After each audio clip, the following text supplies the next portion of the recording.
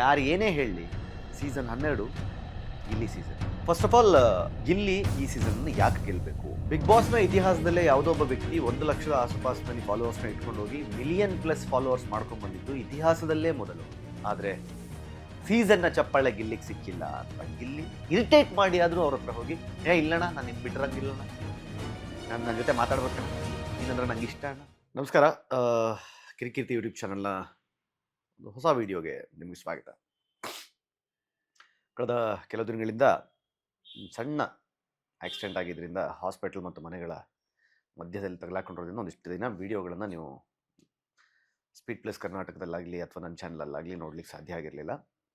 ಆದರೆ ಇವೆಲ್ಲದರ ಮಧ್ಯೆ ಇದೆಲ್ಲ ಮುಗಿಸ್ಕೊಂಡು ಹೊರಗಡೆ ಬಂದು ಸೋಷಿಯಲ್ ಮೀಡಿಯಾನ ಅಥವಾ ಟಿ ವಿಯನ್ನು ನೋಡಿದಾಗ ಅನಿಸಿದ್ದು, ಈ ಸಲದ ಬಿಗ್ ಬಾಸ್ನ ಒಂದು ಹವಾ, ಒಂದು ಕ್ರೇಜ್ ಇಲ್ಲಿ ತನಕ ಯಾವತ್ತೂ ಸಹಿತ ಇಷ್ಟು ಸೀಸನ್ಗಳಲ್ಲಿ ಇಂಥವರೇ ಗೆಲ್ಲಬೇಕು ಅಂತಾನೋ ಅಥವಾ ಇಂಥವ್ರನ್ನ ಗೆಲ್ಲಿಸಿ ಅಂತನೋ ಹೇಳಿದ್ದಿಲ್ಲ ನಾನು. ಯಾಕಂದರೆ ಒಬ್ಬ ಪತ್ರಕರ್ತನಾಗಿ ಯೋಚನೆ ಮಾಡಿದಾಗ ಯಾರ್ದೋ ಒಬ್ಬರ ಪರವಾಗಿ ಸ್ಟ್ಯಾಂಡ್ ತೊಗೊಳೋದು ತಪ್ಪಾಗುತ್ತೆ ಅಂತ ಯೋಚನೆ ಮಾಡಿದವನು. ಹಾಗಾಗಿ ಸ್ಪೀಡ್ ಪ್ಲಸ್ ಕರ್ನಾಟಕದ ಕಂಟೆಂಟ್ಗಳಲ್ಲಿ ನೀವು ನಾನು ನೋಡ್ತಾ ಇದ್ದಾಗಲೂ ಸಹಿತ ನಾವು ತುಂಬ ಡಿಪ್ಲೊಮ್ಯಾಟಿಕ್ ಆಗಿ ಬ್ಯಾಲೆನ್ಸ್ಡ್ ಆಗಿಯೇ ಅದನ್ನು ಹ್ಯಾಂಡಲ್ ಮಾಡುವ ಪ್ರಯತ್ನವನ್ನು ಮಾಡ್ತಾ ಇರ್ತೀವಿ. ಈ ವಿಡಿಯೋನ ಯಾಕೆ ಕಿರಿಕೀರ್ತಿ ಚಾನಲ್ನಲ್ಲಿ ಮಾಡ್ತಾ ಇದ್ದೀನಿ ಅಂತಂದರೆ, ಇದು ನನ್ನ ವೈಯಕ್ತಿಕ ಅಭಿಪ್ರಾಯ. ಇದು ಯಾವುದೋ ನ್ಯೂಸ್ ಪ್ಲ್ಯಾಟ್ಫಾರ್ಮ್ನಲ್ಲೋ ಅಥವಾ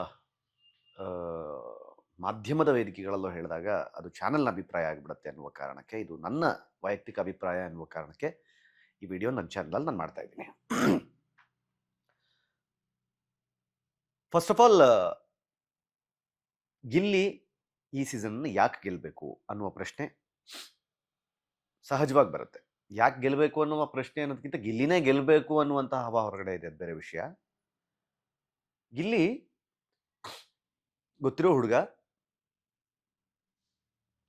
ಅದ್ಭುತ ಕಲಾವಿದ, ಅದ್ರಲ್ಲಿ ಎರಡನೇ ಮಾತೇ ಇಲ್ಲ. ಗಿಲ್ಲಿ ಇದ್ದ ಯಾವ ಶೋಗಳು ಸಹಿತ ಫ್ಲಾಪ್ ಆದ ಉದಾಹರಣೆಗಳೇ ಇಲ್ಲ. ಯಾವುದಾದ್ರೂ ಒಬ್ಬ ಕಾಮಿಡಿ ಆರ್ಟಿಸ್ಟ್ಗೆ ಒಂದು ಕಿಕ್ ಸಾಂಗ್ ಏನಾದರೂ ಮಾಡಿದರೆ ಅದು ಗಿಲ್ಲಿಗೆ ಮಾತ್ರ ಅಂತ ಅನಿಸುತ್ತೆ. ನೀವು ಅದು ಕೇಳಿರ್ತೀರಿ, ಹೆಗ್ಗಿಲ್ಲಿ ಅಂತ ಜೀ ಕನ್ನಡದಲ್ಲಿ. ಬರೀ ಒಂದು ಪ್ರಾಪರ್ಟೀಸ್ನ ಇಟ್ಕೊಂಡು ಪ್ರಾಪರ್ಟಿ ಕಾಮಿಡಿ ಅಂತ ಶುರು ಮಾಡಿದಂತಹ ಗಿಲ್ಲಿ ಒಂದು ಶೋನಲ್ಲಿ ತನಗೆ ಸಿಕ್ಕ ಅವಕಾಶವನ್ನು ಹೇಗೆ ಕ್ಯಾರಿ ಮಾಡ್ಕೊಂಡು ಹೋಗ್ತಾನೆ ಅನ್ನೋದನ್ನು ಈ ಹಿಂದಿನ ಶೋಗಳಲ್ಲೂ ನಾವು ಅದನ್ನು ನೋಡಿದ್ದೀವಿ. ಈಗ ಬಿಗ್ ಬಾಸ್ ಮನೆಯೊಳಗೆ ಬಂದ ಮೇಲೂ ಸಹಿತ ಗಿಲ್ಲಿಯ ಆಟದ ವೈಖರಿಯನ್ನು ನೋಡಿದಾಗ, ಧನುಷ್ ಯಾವುದೋ ಒಂದು ವಾರ ಹೇಳ್ತಾರೆ, ಗಿಲ್ಲಿ ಒಂಥರ ಒನ್ ಸೈಡೆಡ್ ಥರ ಓಡ್ತಾ ಇದ್ದಾನೆ, ಯಾರು ಕಾಂಪಿಟೇಷನ್ನೇ ಇಲ್ಲ ಅನ್ನೋ ಥರ ಕಾಣಿಸ್ತಾ ಇದೆ ಅಂತ. ಧನುಷ್ಗೆ ಅದು 6ನೇ 7ನೇ ವಾರದಲ್ಲಿ ಅನಿಸಿರುತ್ತೆ. ಬಟ್ ಈಗಲೂ ಸಹಿತ ಗಿಲ್ಲಿಯ ವೇಗವನ್ನು, ಗಿಲ್ಲಿಯ ಓಟವನ್ನು ನಿಲ್ಲಿಸಲಿಕ್ಕೆ ಯಾರ ಕೈಲೂ ಸಾಧ್ಯ ಆಗ್ತಾ ಇಲ್ಲ. ಯಾಕಂದರೆ ತನಗೆ ಸಿಕ್ಕ ಒಂದು ಮೈಕ್ರೋ ಅವಕಾಶವನ್ನು ಸಹಿತ ಅದನ್ನು ಅದ್ಭುತವಾಗಿ ಎಂಟರ್ಟೈನ್ಮೆಂಟಿಗೆ ತಿರುಗಿಸಿ ಮಜಾ ಕೊಟ್ಟು ಜನರನ್ನು ನಗಿಸುವ, ರಂಜಿಸುವ ಕೆಲಸವನ್ನು ಗಿಲ್ಲಿ ಮಾಡ್ತಾ ಇರೋದಕ್ಕೇ ಇವತ್ತು ಇಷ್ಟು ದೊಡ್ಡ ಮಟ್ಟದ ಫ್ಯಾನ್ ಬೇಸನ್ನು ಗಿಲ್ಲಿ ಸೃಷ್ಟಿ ಮಾಡ್ಕೊಂಡಿರೋದು. ಗಿಲ್ಲಿ ಮನೆಯೊಳಗಡೆ ಇದ್ದಾಗಲೇ ಹೊರಗಡೆ ಅಭಿಮಾನಿಗಳನ್ನು ಸೃಷ್ಟಿ ಮಾಡಿಕೊಂಡು ಅವನ ಟ್ಯಾಟೂವನ್ನು ತಮ್ಮ ದೇಹದ ಮೇಲೆ ಹಾಕಿಸ್ಕೊಳ್ತಿದ್ದಾರೆ ಅಂತಂದರೆ, ಯು ಜಸ್ಟ್ ಇಮ್ಯಾಜಿನ್ ಗಿಲ್ಲಿ ಹವಾ ಹೇಗಿರ್ಬೋದು. ಬಿಗ್ ಬಾಸ್ನ ಇತಿಹಾಸದಲ್ಲೇ ಯಾವುದೋ ಒಬ್ಬ ವ್ಯಕ್ತಿ 1,00,000 ಆಸುಪಾಸಿನಲ್ಲಿ ಫಾಲೋವರ್ಸ್ನ ಇಟ್ಕೊಂಡು ಹೋಗಿ ಮಿಲಿಯನ್ ಪ್ಲಸ್ ಫಾಲೋವರ್ಸ್ ಮಾಡ್ಕೊಂಡು ಬಂದಿದ್ದು ಇತಿಹಾಸದಲ್ಲೇ ಮೊದಲು. ಇತಿಹಾಸದಲ್ಲೇ ಮೊದಲು. ಯಾರೋ ಹೇಳ್ತಾ ಇದ್ರು ಮೊನ್ನೆ, ಗಿಲ್ಲಿ ಇಡೀ ಸೀಸನ್ ಪೂರ್ತಿ ಎಂಟರ್ಟೈನ್ ಮಾಡ್ದ, ಆದರೆ ಸೀಸನ್ನ ಚಪ್ಪಾಳೆ ಗಿಲ್ಲಿಗೆ ಸಿಕ್ಕಿಲ್ಲ ಅಂತ. ಒಂದು ವಿಷಯ ನಿಮ್ಗೆ ತುಂಬ ಸ್ಪಷ್ಟವಾಗಿ ಹೇಳ್ತೀನಿ. ಸುದೀಪ್ ಸರ್ ಬಿಗ್ ಬಾಸ್ ಶೋನ ಹೋಸ್ಟ್. ಸುದೀಪ್ ಸರ್ ಸಾಕಷ್ಟು ವಿಚಾರಗಳಲ್ಲಿ ತಮ್ಮ ನಿರ್ಧಾರವನ್ನು ತಗೊಳ್ತಾರೆ, ಇಲ್ಲ ಅಂತಲ್ಲ. ಆದರೆ ಚಾನಲ್ ಒಬ್ಬ ಹೋಸ್ಟ್ಗೆ ಅವರ ಕೇಳಿದಂತಹ ರೆಮ್ಯುನರೇಷನ್ ಕೊಟ್ಟು ಕರ್ಕೊಂಡು ಬಂದ ಮೇಲೆ ಚಾನಲ್ ತನ್ನ ಚಾನಲ್ನ TRP ಅನ್ನು ಅಥವಾ ತನ್ನ ಚಾನಲ್ನ ಉದ್ದೇಶವನ್ನು ಏನಾದರೂ ಒಂದು ಈಡೇರಿಸ್ಕೊಳ್ಬೇಕು ಅಂತಂದಾಗ ಹೋಸ್ಟ್ಗೆ ಟಾಕ್ ಬ್ಯಾಕ್ನಲ್ಲಿ ಸಾಕಷ್ಟು ವಿಚಾರಗಳನ್ನು ಹೇಳ್ತಾ ಇರ್ತಾರೆ. ನನಗೆ ಗೊತ್ತಿರೋ ಹಾಗೆ ಕಳೆದ ವಾರದ ಬಿಗ್ ಬಾಸ್ನ ವೀಕೆಂಡ್ ಎಪಿಸೋಡ್ ಬಗ್ಗೆ ಸಾಕಷ್ಟು ಕಮೆಂಟ್ಸ್ಗಳನ್ನು ನಾನು ಕೇಳಿದೆ. ನಾನು ನೋಡಿದೆ. ನಾನು ಬಂದು ಸೋಷಿಯಲ್ ಮೀಡಿಯಾ ನೋಡಿದಾಗ ಇಟ್ಸ್ ಲೈಕ್ ಫ್ಲಡೆಡ್. ಸುದೀಪ್ ಅವ್ರ ಬಗ್ಗೆ, ಸುದೀಪ್ ಅವ್ರು ಕೊಟ್ಟಂತಹ ಕಿಚ್ಚನ ಚಪ್ಪಾಳೆ ಬಗ್ಗೆ ಸಾಕಷ್ಟು ರೀತಿಯಲ್ಲಿ ನೆಗೆಟಿವ್ ಆಗಿ ಮಾತಾಡ್ತಾ ಇದ್ರು. ಫಾರ್ ಯುವರ್ ಕೈಂಡ್ ಇನ್ಫಾರ್ಮೇಶನ್, ಇದರಲ್ಲಿ ಸುದೀಪ್ ಸರ್ನ ದೂರುವ ಯಾವ ಒಂದು ಕೆಲಸ ಸಹಿತ ತಪ್ಪಾಗಿಯೇ ಕಾಣಿಸುತ್ತೆ. ಯಾಕೆ ಅಂತ ಹೇಳ್ತೀನಿ ನಾನು ನಿಮಗೆ. ನೋಡಿ, ಸುದೀಪ್ ಸರ್ ಕಳೆದ 20-25 ದಿನಗಳಿಂದ CCL ನ ಪ್ರಾಕ್ಟೀಸ್ನಲ್ಲಿ ಸಿಕ್ಕಾಬಟ್ಟೆ ಬ್ಯುಸಿ ಇದ್ದಾರೆ. And at the same time ಅದೇ ಸಮಯದಲ್ಲಿ ಮಾರ್ಕ್ ಸಿನಿಮಾ ಕೂಡ ರಿಲೀಸ್ ಆಗಿತ್ತು. ಹಾಗಾಗಿ ಒಂದು ವಾರ ಅವರು ವೀಕೆಂಡ್ಗೆ ಬಂದಿರಲಿಲ್ಲ ಕೂಡ. CCL ಪ್ರಾಕ್ಟೀಸ್ ಸ್ಟಾರ್ಟ್ ಆದಮೇಲೆ ಬೆಳಗ್ಗೆ ಸಾಯಂಕಾಲ ಸುದೀಪ್ ಸರ್ಗೆ ಇರುವ ಕ್ರಿಕೆಟ್ ಕ್ರೇಜನ್ನು ನೀವು ಕೇಳಿಬಿಟ್ರೆ ದ ನೆಕ್ಸ್ಟ್ ಲೆವೆಲ್. ಅವರು ಕ್ರಿಕೆಟ್ ಅಂತ ಬಂದರೆ ಮಗು ಆಗ್ಬಿಡ್ತಾರೆ ಅವರು. ಸೊ ಹಾಗಾಗಿ ಈ ಮಧ್ಯದಲ್ಲಿ ಎಲ್ಲ ಎಪಿಸೋಡ್ಗಳನ್ನು ತುಂಬ ಕೂಲಂಕಷವಾಗಿ ನೋಡಲಿಕ್ಕೆ ಸುದೀಪ್ ಸರ್ಗೆ ಸಾಧ್ಯವಾಗದೇ ಇದ್ದಿರಬಹುದು. ಬ್ಲೈಂಡ್ ಆಗಿ ಬಿಗ್ ಬಾಸ್ ಟೀಮನ್ನು ಒಂದಿಷ್ಟು ಪಾಯಿಂಟ್ಸ್ಗಳನ್ನು ಇಟ್ಕೊಂಡು, ಒಂದಿಷ್ಟು ಪಾಯಿಂಟ್ಸ್ಗಳನ್ನು ಕೇಳಿ ಅದರ ಮೇಲೆ ಅವತ್ತಿನ ಎಪಿಸೋಡನ್ನು ಮಾಡಿರ್ಬೋದು. ನಿಮ್ಗೆ ನೆನಪಿರಲಿ, ಯೂಶ್ವಲಿ ಶನಿವಾರ ಶೂಟ್ ಆಗ್ತಾ ಇದ್ದಂತಹ ಎಪಿಸೋಡ್ ಕಳೆದ ವಾರ ಶುಕ್ರವಾರವೇ ಶೂಟ್ ಆಗಿತ್ತು, ಸುದೀಪ್ ಸರ್ ಬ್ಯುಸಿ ಇದ್ದ ಕಾರಣಕ್ಕೆ. ಸೊ ಇದು ಬೇರೆ ಬೇರೆ ಉದ್ದೇಶಗಳು, ಬೇರೆ ಬೇರೆ ಕಾರಣಗಳಿರ್ತವೆ. ಅದು ನಾವು ಪ್ರಶ್ನೆ ಮಾಡೋದು ಬೇಡ. ಬಿಗ್ ಬಾಸ್ ತಂಡಕ್ಕೂ, ಕಲರ್ಸ್ ಕನ್ನಡಗೂ, ಅಥವಾ ಬಿಗ್ ಬಾಸ್ ನಡೆಸುವಂತಹ ಟೀಮ್ಗೂ ಅದು ಏನೋ ಬೇರೆ ಥರದಲ್ಲೇ ಕಾಣಿಸಿರ್ಬೋದು, ಆಗಿದ್ದಿರ್ಬೋದು. ಯಾವುದನ್ನು ಪ್ರಶ್ನೆ ಮಾಡುವ ಅಧಿಕಾರ ಹೊರಗೆ ಕೂತಂತಹ ನಮಗೆ ನೇರ ಇರುವುದಿಲ್ಲ. ಆದರೆ ಅಲ್ಲಿ ಏನೇ ಆಗಿದ್ರೂ ಸಹಿತ ಹೊರಗಡೆ ಕ್ರೇಜ್ ಕಾ ಬಾಪ್ ಯಾರು ಅಂತ ಬಂದಾಗ ನೇರವಾಗಿ ಬರೋ ಹೆಸರು ಗಿಲ್ಲಿ. ಯಾಕೆ ಅಂತ ಹೇಳ್ತೀನಿ ನಾನು ನಿಮಗೆ. ನಾನು ನಿನ್ನೆ ಒಂದು ಪೋಲ್ ನೋಡ್ತಾ ಇದ್ದೆ. ಈ ಫಿಲ್ಮಿ ಬೀಟ್ ಅವ್ರು ಮಾಡಿದ್ದಾರೆ. ಅದರಲ್ಲಿ ಕಳೆದ ಲಾಸ್ಟ್ 6 ಜನ ಇದ್ದಾರಲ್ಲ, ಅವರದ್ದು ಫೋಟೋಗಳನ್ನು ಹಾಕಿ ಯಾರ್ಯಾರಿಗೂ ಎಷ್ಟೆಷ್ಟು ಓಟು ಅಂತ. ಅಶ್ವಿನಿ ಗೌಡ ಅವರಿಗೆ 6,76,000 ಚಿಲ್ಲರೆ ಓಟು, ಕಾವ್ಯ ಆಲ್ಮೋಸ್ಟ್ ಆಲ್ 7,42,000 ಓಟು, ಧ್ರುವಂತ್ ಅವರಿಗೆ 4,68,000 ಓಟು, ರಘುಗೆ 5,45,000, ರಕ್ಷಿತಾಗೆ 9,19,000. ಗಿಲ್ಲಿಗೆ ಎಷ್ಟು ಓಟ್ ಬಂದಿರಬಹುದು ಅಂತ ನೀವು ಗೆಸ್ಟ್ ಮಾಡಿದ್ರೆ 10ಕ್ಕೂ ಇವ್ರು ಯಾರೂ ಇಲ್ಲ. 55,95,798 ಓಟ್ ಗಿಲ್ಲಿಗೆ ಬಂದಿದೆ. ಅಂದರೆ ಒಂದು ವೆಬ್ಸೈಟ್ ನಡೆಸುವಂತಹ ಪೋಲ್ನಲ್ಲಿ ಈ ಮಟ್ಟದ ಕ್ರೇಜನ್ನು ಸೃಷ್ಟಿ ಮಾಡಿಸಿಕೊಳ್ಳಬಹುದಾದ ಗಿಲ್ಲಿ ಒಂದು ಶೋಗೆ ಹೋಗುವುದರ ಮೂಲಕ ತಾನು ಒಳಗಡೆ ಕೂತ್ಕೊಂಡು ನಂದು 1 ಮಿಲಿಯನ್ ಫಾಲೋವರ್ಸ್ ಆದರೆ ಸಾಕು ಅಂತ ಯೋಚನೆ ಮಾಡಿ ಹೇಳಿದಂತಹ ಒಂದು ಮಾತನ್ನು ಜನ ಹೊರಗಡೆ ಸೀರಿಯಸ್ ತಗೊಂಡು ಅವನ ಪೇಜ್ಗೆ 1.2 or 1.3 ಮಿಲಿಯನ್ ಹತ್ತತ್ರ ವ್ಯೂಸ್ ಇದು ಫಾಲೋವರ್ಸ್ ಮಾಡ್ತಾರೆ ಅಂತಂದರೆ ಗಿಲ್ಲಿಯ ಫ್ಯಾನ್ ಬೇಸ್ ಹೇಗಿರ್ಬೋದು? ಗಿಲ್ಲಿ ಕನ್ನಡಿಗರ ಹೃದಯದಲ್ಲಿ ಗೆದ್ದಾಗಿದೆ. ಗಿಲ್ಲಿಯ ಹೆಸರಿನಲ್ಲಿ ಆಲ್ರೆಡಿ ರ್ಯಾಲಿಗಳು ನಡೀತಾ ಇದೆ, ಬೈಕ್ ರ್ಯಾಲಿಗಳು ನಡೀತಾ ಇದೆ, ಕಾರ್ಗಳಲ್ಲಿ ದೊಡ್ಡ ದೊಡ್ಡ ಪೋಸ್ಟರ್ಗಳನ್ನು ಹಾಕ್ಕೊಂಡು ಜನ ಓಡಾಡ್ತಾ ಇದ್ದಾರೆ. ಮಂಡ್ಯದ ಪ್ರಾಂತ್ಯಗಳಲ್ಲಿ ಬಂಟಿಂಗ್ಸು, ಕಟ್ಔಟ್ಸ್ಗಳು ಆಲ್ರೆಡಿ ಗಿಲ್ಲಿದು ನಿಂತಿದೆ. ಗಿಲ್ಲಿಯ ಬಗ್ಗೆ ಯಾರಾದರೂ ಅಪ್ಪಿ ತಪ್ಪಿ ಮಾತಾಡಿದ್ರೆ ಅವ್ರಿಗೆ ಬಹಳ ದೊಡ್ಡ ಮೈನಸ್ ಆಗುವಂತೆ ಅವರ ಅಭಿಮಾನಿಗಳು ಅಟ್ಯಾಕ್ ಮಾಡ್ತಾ ಇದ್ದಾರೆ. ಅಂದರೆ ಇದು ಒಬ್ಬ ವ್ಯಕ್ತಿಗಿರುವ ಫ್ಯಾನ್ ಬೇಸ್ ಅವನ ಮನರಂಜನೆಯಿಂದಾಗಿ ಬಂದಿದ್ದು. ಸಿ, ಗಿಲ್ಲಿ ಎಂಟರ್ಟೈನ್ಮೆಂಟ್ ಬಿಟ್ಟರೆ ಬೇರೆ ಏನು ಮಾಡಿಲ್ಲ. ಸಿ, ಅಳೋದಕ್ಕೆ ಎಮೋಷನಲ್ ಸಿನಿಮಾಗಳು ಇದಾವೆ, ಮನೆಗಳಲ್ಲಿ ಕಥೆಗಳಿದಾವೆ, ಪಕ್ಕದ ಮನೆಯವರ ಸ್ಟೋರಿಗಳಿದಾವೆ, ನೋವಿನ ಕಥೆಗಳಿದಾವೆ. ಬಿಗ್ ಬಾಸ್ ಪ್ರತಿಯೊಬ್ಬರು ನೋಡೋದು ಎಂಟರ್ಟೈನ್ಮೆಂಟ್ ಪರ್ಪಸ್ಗೆನೆ. ಬಿಗ್ ಬಾಸ್ ಅನ್ನುವಂತಹ ಒಂದು ಕಾರ್ಯಕ್ರಮ ಸೃಷ್ಟಿಯಾಗಿರೋದೇ ಎಂಟರ್ಟೈನ್ಮೆಂಟ್ ಪರ್ಪಸ್ಗೆ. ವ್ಯಕ್ತಿತ್ವ ಗೆಲ್ಲಬೇಕು, ಆದರೆ ಮನರಂಜನೆ ಗೆಲ್ಲುತ್ತೆ ಅಂತ ಯೋಚನೆ ಮಾಡೋದಾದ್ರೆ ಗಿಲ್ಲಿಯ ವ್ಯಕ್ತಿತ್ವದಲ್ಲಿ ಏನು ಕೊರತೆ ಆಗಿದೆ ಅಂತ.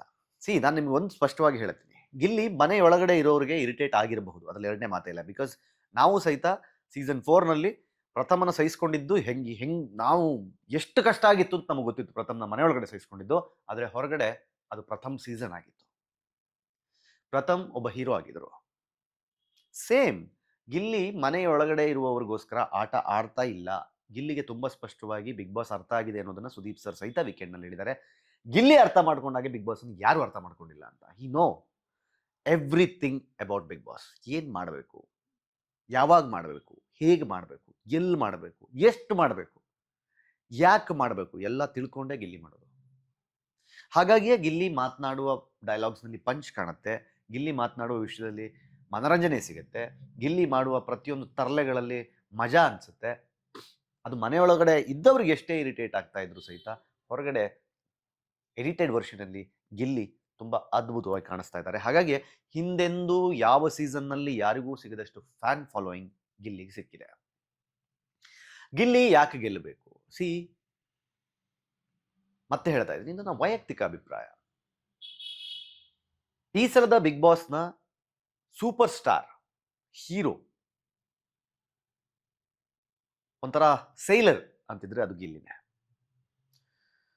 ಯಾವ ವ್ಯಕ್ತಿ ಒಂದು ಎಪಿಸೋಡ್ನ 40 to 45% ಆಫ್ ಕಂಟೆಂಟ್ ಅನ್ನ ತಿಂತಾನೋ, ಅಂದ್ರೆ 1 ಗಂಟೆ 8 ನಿಮಿಷ ಬರುವ ಎಪಿಸೋಡ್ನಲ್ಲಿ ಹತ್ರ 30ರಿಂದ 40 ನಿಮಿಷಗಳ ಕಾಲ ಒಬ್ಬ ವ್ಯಕ್ತಿ ಮೇಲೆ ಬಿಗ್ ಬಾಸ್ನಲ್ಲಿ ಕ್ಯಾಮ್ರಾ ಇರುತ್ತೆ ಅಂತಂದ್ರೆ, ಅಥವಾ ಎಡಿಟೆಡ್ ವರ್ಷನಲ್ಲಿ ಅವನ ಮೇಲೆ ಫೋಕಸ್ ಆಗಿರುತ್ತೆ ಅಂತಂದ್ರೆ, ಆ ವ್ಯಕ್ತಿ ಜನರಿಗೆ ಇಷ್ಟ ಆಗ್ತಾ ಇದ್ದಾನೆ, ಅವನ ಕಂಟೆಂಟ್ ಜನರಿಗೆ ಇಷ್ಟ ಆಗ್ತಿದೆ ಅಂತ. ನೀವು ಯಾವುದೇ ಭಾನುವಾರದ ಎಪಿಸೋಡ್ಗಳನ್ನು ತಗೊಳ್ಳಿ, ಗಿಲ್ಲಿಯ ಪ್ರೋಮೋ ಇಲ್ದಿರೋ ವಾರವೇ ಇಲ್ಲ. ಯಾಕಂದ್ರೆ ಗಿಲ್ಲಿ ಭಾನುವಾರದ ಎಪಿಸೋಡ್ನಲ್ಲಿ ಅಷ್ಟು ಎಂಟರ್ಟೈನ್ ಮಾಡಿರ್ತಾನೆ, ಅಷ್ಟು ಮಜಾ ಕೊಟ್ಟಿರ್ತಾನೆ, ಅಷ್ಟು ಸುದೀಪ್ ಸರೇ ಬಿದ್ದು ಬಿದ್ದು ನಗೋ ಥರ ಮನರಂಜನೆಯನ್ನು ಕೊಟ್ಟಿರ್ತಾನೆ. ಹಾಗಾಗಿಯೇ ಗಿಲ್ಲಿ ಹೊರಗಡೆ ಜಗತ್ತಿಗೂ ಸಹಿತ ಒಬ್ಬ ಅದ್ಭುತ ಎಂಟರ್ಟೈನರ್ ಆಗಿ, ಒಬ್ಬ ಮನರಂಜನೆಯ ವಿಚಾರದಲ್ಲಿ ಟಾಪ್ ಕ್ಲಾಸ್, ಟಾಪ್ ನಾಚ್ ಅನ್ನುವಂತೆ ನಿಲ್ಲೋದು. ಹಾಗಾಗಿ ಈ ಸಲದ ಬಿಗ್ ಬಾಸ್ ಗೆಲ್ಲುವ ಡಿಸರ್ವಿಂಗ್ ಅಂತ ಯಾರಾದರೂ ಇದ್ರೆ ಅದು ಗಿಲ್ಲಿ ಪ್ರಥಮ ಸ್ಥಾನದಲ್ಲಿ. ಉಳಿದವರು ಇಲ್ಲ ಅಂತ ನಾನು ಹೇಳಲ್ಲ. ಅಶ್ವಿನಿ ಅವ್ರಿಗೂ ಇರಬಹುದು, ರಕ್ಷಿತಾಗೂ ಇರಬಹುದು, ರಘುಗೂ ಇರಬಹುದು, ಕಾವ್ಯಾಗೂ ಇರಬಹುದು, ಧನುಷ್ಗೂ ಇರಬಹುದು. ಆದರೆ ಯಾರಾದರೂ ಉಳಿದ ಕಂಟೆಸ್ಟೆಂಟ್ಗಳ ಫ್ಯಾಮಿಲಿ ಆಗಿರ್ಬೋದು, ಅಭಿಮಾನಿಗಳು ಅಂತಾನೆ ಆಗಿರ್ಬೋದು, ಅವರು ಆತ್ಮಸಾಕ್ಷಿಯನ್ನು ಪ್ರಶ್ನೆ ಮಾಡಿಕೊಂಡು ಒಂದ್ಸಲಿ ಥಿಂಕ್ ಮಾಡಲಿ, who is deserving much more and why. ಅಂದರೆ ಇರುತ್ತೆ, ಪ್ರತಿಯೊಂದು ಫ್ಯಾಮಿಲಿಯವ್ರಿಗೂ, ಅವರ ಫ್ರೆಂಡ್ಸ್ಗೂ, ಅವರನ್ನು ಇಷ್ಟಪಡೋರಿಗೂ ಅನ್ಸುತ್ತೆ ಇವ್ರು ಗೆದ್ರೆ ಚಂದ, ಇವ್ರು ಇರಬೇಕು ಅಂತ. But what is the craze saying? What is the ಹವಾ saying? What is social media speaking about? 100 ರೀಲ್ಗಳನ್ನು ಓಪನ್ ಮಾಡಿದ್ರೆ ಅದರಲ್ಲಿ 80ರಿಂದ 85 ರೀಲ್ಗಳು ಗಿಲ್ಲಿಯ ಪರವಾಗಿರುವಂತಹ ರೀಲ್ಗಳು ಬರ್ತವೆ ಅಂತಂದ್ರೆ ಹೇಗೆ ಸಾಧ್ಯ ಆಗ್ತಾ ಇದೆ ಇದು? ಸೋಷಿಯಲ್ ಮೀಡಿಯಾದಲ್ಲಿ ಅವರ PR ಟೀಮ್ ತುಂಬಾ ಫೇಕ್ ಆಗಿ ಒಂದಿಷ್ಟು ಮಾಡ್ತಾ ಇದ್ದಾರೆ, ಅಟ್ಯಾಕ್ ಮಾಡ್ತಾ ಇದ್ದಾರೆ. ನೋ, ಗಿಲ್ಲಿಯ PR ಟೀಮ್ ಅದ್ಭುತವಾಗಿ ವರ್ಕ್ ಮಾಡ್ತಾ ಇದೆ, ಎರಡನೇ ಮಾತೇ ಇಲ್ಲ. ಯಾವ ಕಂಟೆಂಟ್ ಅನ್ನ ಯಾವ ಸಮಯದಲ್ಲಿ ಹೇಗೆ ಪುಷ್ ಮಾಡಬೇಕು, ಎಲ್ಲಿ ಪುಷ್ ಮಾಡಬೇಕು, ಎಷ್ಟು ಪುಷ್ ಮಾಡಬೇಕು, ಗಿಲ್ಲಿಯ ಕಾಂಟೆಂಟ್ ಅನ್ನ ಜನರಿಗೆ ಹೇಗೆ ತಲುಪಿಸಬೇಕು, ಯಾರ ಜೊತೆ ಕೊಲಾಬ್ರೇಟ್ ಮಾಡಬೇಕು, ಯಾವ ಕಂಟೆಂಟ್ ಅನ್ನ ಎತ್ತಿ ಹಿಡಿಬೇಕು, ಗಿಲ್ಲಿಯನ್ನು ಪಾಸಿಟಿವ್ಲಿ ಹೇಗೆ ಪೋರ್ಟ್ರೇ ಮಾಡಬೇಕು, ಅದನ್ನ ಅದ್ಭುತವಾಗಿ ಅವರ PR ಟೀಮ್ ಮಾಡ್ತಾ ಇದ್ರೆ ಎರಡನೇ ಮಾತೇ ಇಲ್ಲ. No matter what, they are doing fantastic job. ಹಾಗಾಗಿಯೇ ಸೋಷಿಯಲ್ ಮೀಡಿಯಾದಲ್ಲಿ ಯಾವ ವ್ಯಕ್ತಿಗೂ ಸಿಗದಷ್ಟು ಫ್ಯಾನ್ ಫಾಲೋಯಿಂಗ್ ಅನ್ನ ಗಿಲ್ಲಿ ಪಡ್ಕೊಳ್ಳಿಕ್ಕೆ ಸಾಧ್ಯ ಆಗಿದ್ದು. ಅಂಡ್ ಗಿಲ್ಲಿ ಗೆಲ್ಲಬೇಕು. ಯಾಕೆ ಗೆಲ್ಲಬೇಕು? ಯಾವುದರಲ್ಲಿ ಗಿಲ್ಲಿ ಇಲ್ಲಿಯ ತನಕ ಕೊರತೆ ಮಾಡಿದ್ದಾನೆ? ಸ್ನೇಹವನ್ನು ಉಳಿಸಿಕೊಳ್ಳುವ ನಿಟ್ಟಿನಲ್ಲಿ ಅವನ ವ್ಯಕ್ತಿತ್ವವನ್ನು ಅವನು ತೋರಿಸಿದ್ದಾನೆ. ರಘು ಎಷ್ಟೋ ಸಲ ಗಿಲ್ಲಿಯ ಮೇಲೆ ಇರಿಟೇಟ್ ಆಗಿ ಗಿಲ್ಲಿ ಜೊತೆಗೆ ಮಾತಾಡಬಾರ್ದು ಅನ್ಕೊಂಡಾಗ್ಲೂ ಸಹಿತ ಗಿಲ್ಲಿ ಇರಿಟೇಟ್ ಮಾಡಿ ಆದ್ರೂ ಅವ್ರ ಹತ್ರ ಹೋಗಿ, ಇಲ್ಲಣ್ಣ, ನಾನು ನಿನ್ ಬಿಟ್ಟಿರಂಗಿಲ್ಲಣ್ಣ, ನನ್ನ ಜೊತೆ ಮಾತಾಡ್ಬೇಕಣ್ಣ, ನೀನಂದ್ರೆ ನಂಗೆ ಇಷ್ಟ ಅಣ್ಣ.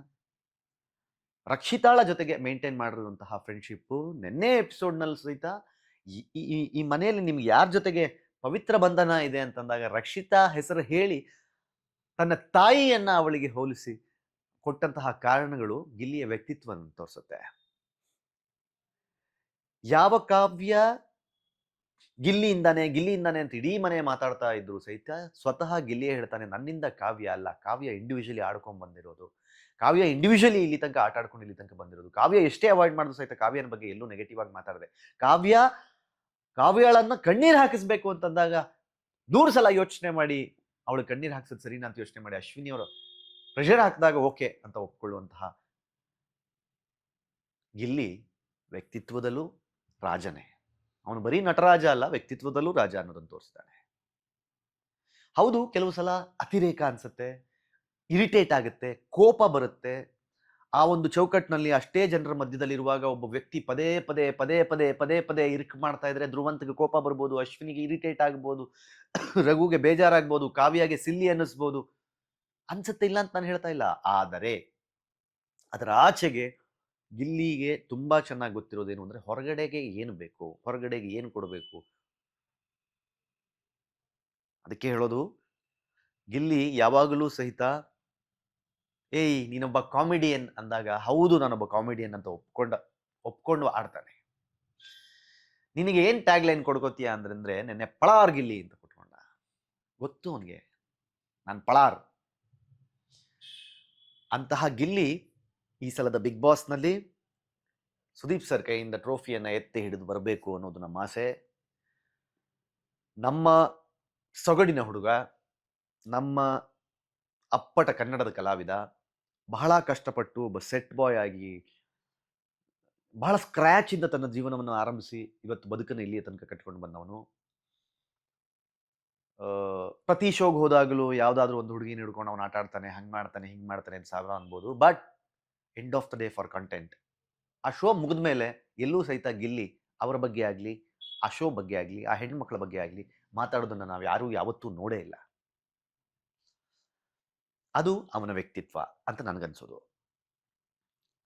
ನೀನು ಒಂದ್ಸಲಿ ಅವನ ಜೊತೆಲಿ ಬಿಗ್ ಬಾಸ್ ಮನೆಯೊಳಗೆ ಇದ್ರೆ ಗೊತ್ತಾಗ್ತಿತ್ತು ಅಂತ ಕೆಲವ್ರಿಗೆ ಅನ್ನಿಸ್ಬೋದು. ಎಸ್, ನಾನು ಹೇಳ್ತಾ ಇದ್ದೀನಲ್ಲ, ಪ್ರಥಮ್ ಜೊತೆಗೆ 116 ದಿನ ಇದ್ದೆ ನಾನು. ವಿ ನೋ ಅದು ಹೇಗಾಗುತ್ತೆ ಅಂತ. ಆದರೆ ಹೊರಗಡೆ ಪ್ರಪಂಚಕ್ಕೆ ಅದು ಯಾವತ್ತಿದ್ರೂ ಪ್ರಥಮ್ ಸೀಸನ್ನೇ. ಅದು ಕಿರಿಕೀರ್ತಿ ಸೀಸನ್ ಆಗಲ್ಲ. Season 4 is Pratham season. ನಾನು ಯಾವಾಗಲೂ ಹೇಳ್ತೀನಿ, ಒಂದೊಂದು ಸೀಸನ್ ಒಬ್ಬೊಬ್ಬರಿಗೆ ಮೀಸಲಿರುತ್ತೆ ಅಂತ. ಹಾಗೆ ಯಾರು ಏನೇ ಹೇಳಲಿ, ಸೀಸನ್ 12 ಗಿಲ್ಲಿ ಸೀಸನ್. ಗಿಲ್ಲಿ ಗೆದ್ದು ಬರಬೇಕು. ಅವರ ಲಕ್ಷಾಂತರ ಅಭಿಮಾನಿಗಳಿಗೆ ಅದು ಖುಷಿ ಕೊಡುತ್ತೆ. ಅದಕ್ಕೆ ಮಾಡಬೇಕಾಗಿರೋದು ವೋಟಿಂಗ್ ಲೈನ್ಸ್ ಓಪನ್ ಆದ ಕೂಡಲೇ ಫಿನಾಲೆಗೆ ಗೆಲ್ಲಬೇಕು ಅಂತ ಹೇಳಿ ಮಲಗಿಬಿಡೋದಲ್ಲ, ಗೆಲ್ಲಬೇಕು ಅಂತ ಹೇಳಿ ಸುಮ್ಮನಾಗಿಬಿಡೋದಲ್ಲ. ನಿಮ್ಮ ಜಿಯೋ ಹಾಟ್ಸ್ಟಾರ್ ಆ್ಯಪನ್ನು ಓಪನ್ ಮಾಡಿ ಗಿಲ್ಲಿಗೆ ಎಷ್ಟು ಸಾಧ್ಯ ಆಗುತ್ತೆ ಅಷ್ಟು ವೋಟನ್ನು ಹಾಕಿ. ರಕ್ಷಿತಾನೂ ರೇಸಲ್ಲಿದ್ದಾರೆ, ನಮ್ಮೂರು ಹುಡುಗಿ. ಆದರೆ ತುಂಬ ಪ್ರಾಕ್ಟಿಕಲ್ ಆಗಿ ಯೋಚನೆ ಮಾಡಿದಾಗ, ಹೊರಗಡೆಯ ಟ್ರೆಂಡನ್ನು ನೋಡಿದಾಗ, ಅಥವಾ ನನ್ನ ಜೊತೆಗಿರುವ ಆತ್ಮೀಯತೆಯನ್ನು ಗಮನಿಸಿದಾಗ, ಆಟದ ವೈಖರಿಯನ್ನು ನೋಡಿದಾಗ, ಮನರಂಜನೆಯನ್ನು ನೋಡಿದಾಗ ಗಿಲ್ಲಿ ಎಲ್ಲರಿಗಿಂತ ಒಂದು ಹೆಜ್ಜೆ ಮುಂದಿದ್ದಾನೆ ಅನ್ನೋದು ನನ್ನ ಅಭಿಪ್ರಾಯ. ಗೊತ್ತಿಲ್ಲ ಇದಕ್ಕೆ ಎಲ್ಲರ ಸಮ್ಮತಿ ಇರಬೇಕು ಅಥವಾ ಎಲ್ಲರೂ ಇದಕ್ಕೆ ಹೌದೌದು ಕರೆಕ್ಟ್ ನೀನು ಹೇಳ್ತಾ ಇರೋದು ಅಂತ ಹೇಳ್ತಾರೆ ಅಂತ ನಾನು ಒಪ್ಪಲ್ಲ. ಯಾಕಂದರೆ ಉಳಿದಿರುವ ಅಷ್ಟು ಜನರಲ್ಲಿ ಎಲ್ಲರಿಗೂ ಅವರದ್ದೇ ಆದ ಫ್ಯಾನ್ ಬೇಸ್, ಅವರದ್ದೇ ಆದ ಅಭಿಮಾನಿಗಳು, ಅವರದ್ದೇ ಆದ ಫ್ಯಾಮಿಲಿ, ಅವರದ್ದೇ ಆದ ಫ್ರೆಂಡ್ಸು ಇದ್ದೇ ಇರ್ತಾರೆ. ಇದು ಸರಿಯಲ್ಲ, ತಪ್ಪು ಅಂತ ಅನ್ನಿಸ್ಬೋದು. ಆದರೆ ನನ್ನ ಅಭಿಪ್ರಾಯ ಏನೋ ದೊಡ್ಡ ಮ್ಯಾಟ್ರ್ ಆಗಿಬಿಡುತ್ತೆ ಅಂತಲ್ಲ. ಆದರೆ ಒಬ್ಬ ಅಪ್ಪಟ ಕಲಾವಿದನಿಗೆ, ಅಪ್ಪಟ ಮನರಂಜನೆಯನ್ನು ಕೊಟ್ಟಂಥವನಿಗೆ ಈ ಸಲದ ಬಿಗ್ ಬಾಸ್ನ ರೇಟಿಂಗ್ ತುಂಬ ಚೆನ್ನಾಗಿ ಬಂದಿದೆ ಅಂದರೆ ಅದಕ್ಕೆ ಬಹಳ ದೊಡ್ಡ ಪಾತ್ರವನ್ನು ಕೊಟ್ಟವನಿಗೆ ನ್ಯಾಯ ಸಲ್ಲಬೇಕು ಅನ್ನುವ ಉದ್ದೇಶದಿಂದ ಈ ವಿಡಿಯೋ ಮಾಡಿದ್ದೀನಿ. ಗಿಲ್ಲಿ ಗೆದ್ದು ಬರಲಿ ಅನ್ನೋದು ನನ್ನ ಹಾರೈಕೆ. ನೀವೇನಂತೀರಿ? ಕಮೆಂಟ್ ಮಾಡಿ ಹೇಳಿ. ನೋಡ್ತಾ ಇರಿ ಕಿರಿಕಿತ್ತಿ ಯೂಟ್ಯೂಬ್ ಚಾನಲ್ನಲ್ಲಿ ಇನ್ನಷ್ಟು ಕಂಟೆಂಟ್ಗಳು ಮುಂದಿನ ದಿನಗಳಲ್ಲಿ ಹಾಕ್ತಾ ಹೋಗ್ತೀನಿ. ಒಳ್ಳೆಯದಾಗಲಿ. ನಮಸ್ಕಾರ.